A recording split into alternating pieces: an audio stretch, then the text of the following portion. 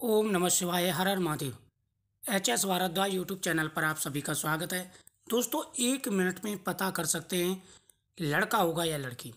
वैसे तो सही संकेत कोई भी नहीं होता है, लेकिन बहुत से ऐसे संकेत होते हैं जो बिल्कुल सही बैठे हैं। जिनको पुत्र हुआ है उनके संकेत जो उन्होंने बताए हैं उस हिसाब से बहुत सारे संकेत होते हैं। मतलब 50 संकेत ऐसे होते हैं जिससे आप अंदाजा लगा सकते हैं आने वाली संतान क्या होगी। अक्सर इस बारे में कौन सोचता है जिनकी पहले से 2 या 3 लड़की होती हैं, जिनको बहन को भाई चाहिए और परिवार को पुत्र चाहिए। उनके मन में एक जिज्ञासा होती है, पहले एक या दो या 3 लड़कियां हैं, अब बेबी आने वाला है, तो उनको टेंशन रहती है। माँ को रहती है, परिवार वालों को रहती है, पिता को रहती है, तो फैमिली बहुत बड़ी हो जाती है। अब उनको भी एक टेंशन रहती है कि भाई आने वाली संतान बेटा होगा या बेटी होगी। और ये अधिकार भी है उनका, ये परिवार का अधिकार भी है, पिता का अधिकार भी है, भाई उनको तो बेटी और बेटा दोनों चाहिए। अगर आप इस तरीके से सोचते हैं कि भाई आने वाला क्या होगा, तो आप एक साधारण सा अंदाजा लगा सकते हैं। आप पेट को देख करके अंदाजा लगा सकते हैं। पेट पर अगर गहरी लंबी गाढ़ी जो है लाइन है बिल्कुल, तो वो पुत्र प्राप्ति का होता है।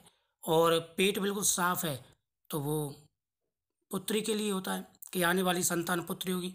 अगर गहरी लाइन है लंबी तो पुत्र होगा। लेकिन आप नींबू से भी पता लगा सकते हैं। कहते हैं कि जब वो पेट में बच्चा होता है तो उस समय रहन सहन चाल ढाल और खान पीन सब कुछ चेंज हो जाता है। लड़की की पोत को अलग होता है, लड़के की पोत को अलग होता है। इसको आपको क्या करना है, एक नींबू लेना है। एक सिर्फ जानकारी है, और मैं जो लक्षण बताता हूँ वो जिनके पुत्र हुए हैं उन्होंने लक्षण लिखा है, उसके हिसाब से मैं बताता हूँ। और बहुत सारे हमारे पुराने जो बुजुर्ग महिलाएं होती थी बिल्कुल सही बता देती थी। आजकल भी गांव में आप जाओगे तो आपकी चाल डाल को देख करके, नवज को देख करके महिलाएं बिल्कुल सटीक बता देती है, और वही होता है क्योंकि उनका अनुभव होता है। नींबू ले लें जो बिल्कुल साफ हो, उस पर दाग ना हो।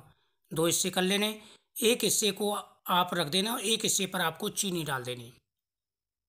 चीनी डालने के बाद में उस नींबू को आप रख देंगे जब तक वो चीनी घुल ना जाए नींबू के अंदर। अब उसको भगवान के सामने रख देना है और लड्डू गोपाल जी से प्रार्थना करनी है कि प्रभु आपकी कृपा से हमें जो है पुत्र की प्राप्ति हो, आप आशीर्वाद दीजिए।